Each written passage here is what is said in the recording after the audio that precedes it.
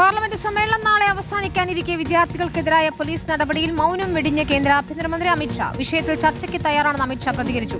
വിദ്യാർത്ഥികളെ വെടിവെക്കാൻ ഉത്തരവിട്ട അമിത്ഷാ രാജിവെക്കുകയാണ് വേണ്ടതെന്ന് രാഹുൽ ഗാന്ധി തിരിച്ചടിച്ചു. പ്രതിപക്ഷ പ്രതിഷേധത്തിനിടെ FCRA ഭേദഗതി ബിൽ സംയുക്ത പാർലമെന്ററി സമിതിക്ക്.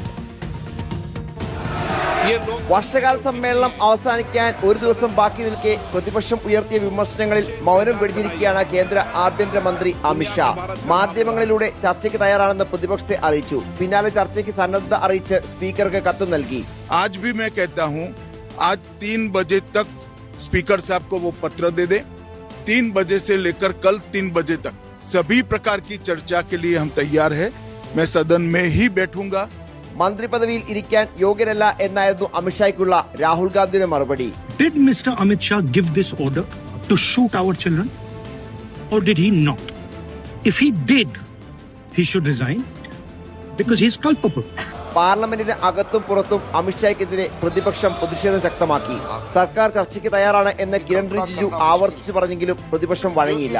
पार्लियामेंट्री डेमोक्रेसी में ऑपोजिशन पार्टी डिस्कशन के लिए डिमांड करते हैं और सरकार जवाब देते हैं.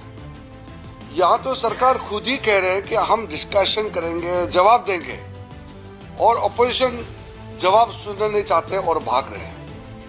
ऐसा परिस्थिति आप कल्पना कर सकते हैं? പ്രതിപക്ഷ പ്രതിഷേധത്തിനിടെ FCRA ഭേദഗതി ബിൽ സംയുക്ത പാർലമെന്ററി സമിതിക്ക് വിട്ടു. ന്യൂനപക്ഷങ്ങളെ സർക്കാർ ലക്ഷ്യം വെക്കുന്നു എന്ന് KC വേണുഗോപാൽ ആരോപിച്ചു. RSS is getting complete donation from the foreign countries. On one side, RSS is getting.